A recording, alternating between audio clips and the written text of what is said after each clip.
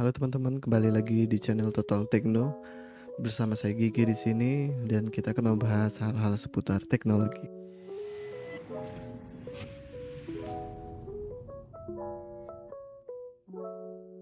Jadi kali ini saya akan membahas tentang mengapa sih saya lebih memilih Android ketimbang iPhone dengan iOS-nya ya. Menepis segala kestabilan sistemnya dan hal itu nggak membuat saya berpaling untuk meninggalkan Android ya. Dan bahkan saya lebih menyukai Android. Berikut alasan-alasannya. Ya, untuk yang pertama adalah harga ya. Sudah menjadi rahasia umum bahwa harga iPhone itu terpaut lumayan mahal daripada harga Android termurah. Bahkan iPhone dengan harga yang paling murahnya pun untuk Android kita bisa dapat kelas high end, ya nggak sih? Contohnya tuh dengan HP harga 5 jutaan aja untuk Android kamu bisa dapat Snapdragon 800-an series, Snapdragon 850, 860. Saya kira masih dapat harga segitu. Sedangkan iPhone, apa yang kamu harapkan dari iPhone seharga 5 juta? Mungkin second ya. Second ya sekarang sudah termasuk turun sih.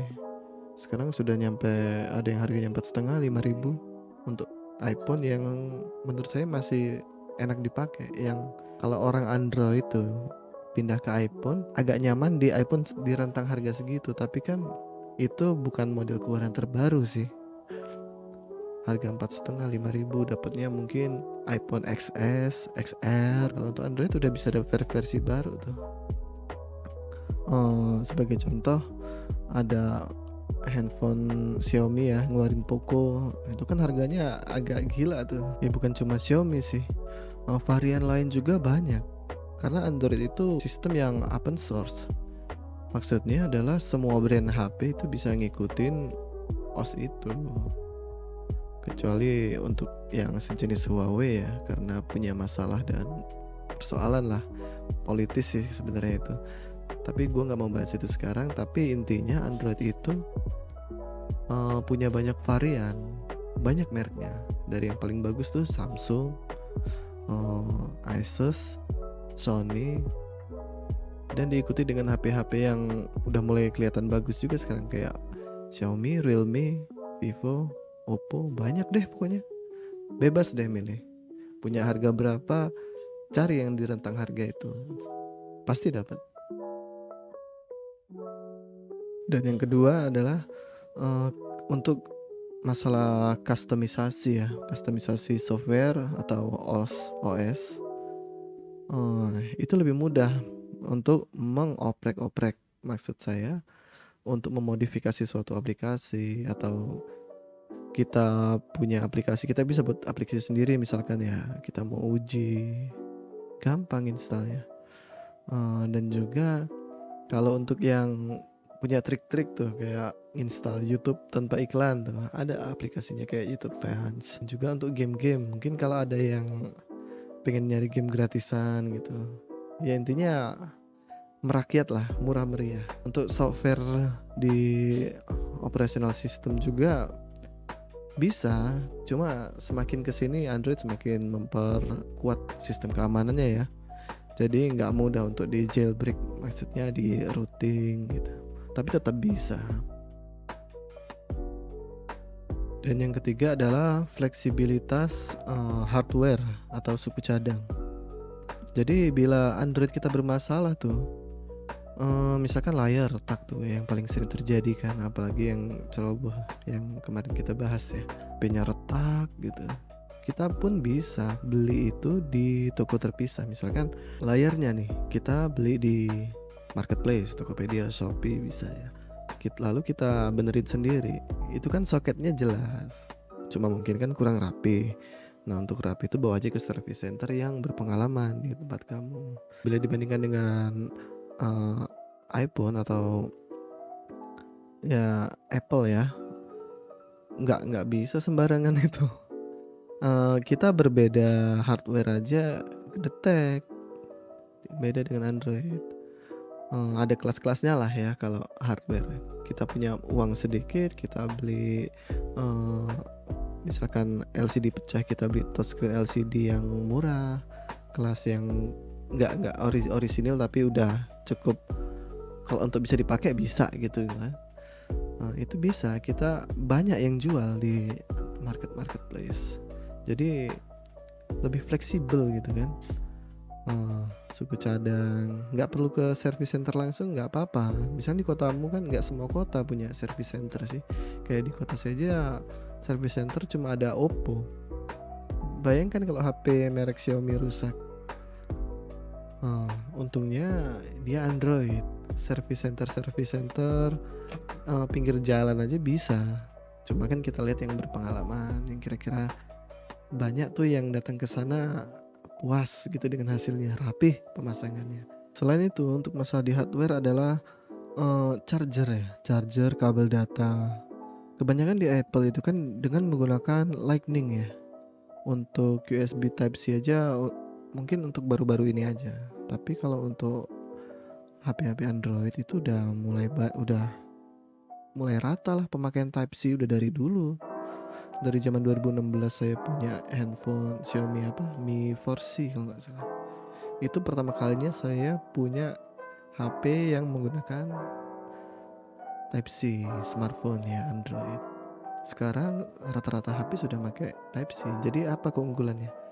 Misalkan kita main ke tempat kawan, HP lowbat, nggak mungkin kita nyari ini casan-casan yang aneh kan, pasti Type C itulah. Type C, pinjam punya kawan, colok, ngecas. Beda sama kalau HP kamu Apple, nggak semua orang punya. Apalagi ya untuk lingkungan kayak kawan saya sendiri gitu ya. Rata-rata kan saya pakai Android. Kalau misalkan saya bawa Apple tuh, HP iPhone, habis baterai, chargernya bisa pakai punya kawan. Kabelnya headset atau earphone yang biasa kita gunakan untuk mendengarkan musik atau bertelepon ya. Itu kan kalau di Android banyak versinya. Kita bisa menggunakan, bahkan untuk Android yang versi sekarang pun masih banyak yang ngasih lubang jack.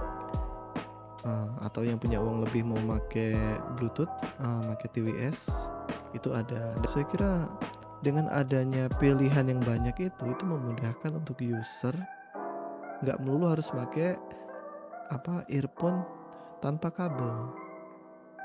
Misalkan nih kita masih punya headset yang pakai colokan tuh. Android sekarang masih banyak yang menyertakan lubang jacknya, jadi kan enak. Nggak perlu kita beli TWS yang harganya mahal kan. Apalagi harga TWS yang bagus sekarang itu di bawah harga 100.000 sangat jarang. Aku punya TWS, aku dulu beli sekitar 400.000. Enak, makanya nggak delay. Nah ini pengalaman kemarin ya, aku pakai XR ya, aku kan pakai iPhone XR, ada juga teman di rumah. Aku pakein tuh TWS ku yang memang bukan merek Apple sih, tapi di Android tuh nggak ada masalah tuh. Aku main itu untuk main Mobile Legend pakai TWS itu. Mobile Legendnya kayak delay, ada kontranya gitu lah, maksudnya ada input lag kayak mungkin ya kalau bahasa ya, mungkin lah, koreksi kalau gua salah ya. Oke, jadi untuk Android itu lebih mudah nyari hardware yang cocoknya, itu lebih mudah dan banyak dijual di marketplace. Dan keempat adalah kestabilan sistem. Ya sudah semua orang tahu lah kalau Apple itu untuk stabilan sistem, synchronizing ke perangkat-perangkat lainnya lebih bagus. Tapi untuk sesama perangkat Apple, misalkan iPhone ke iPad, iPhone atau ke MacBook.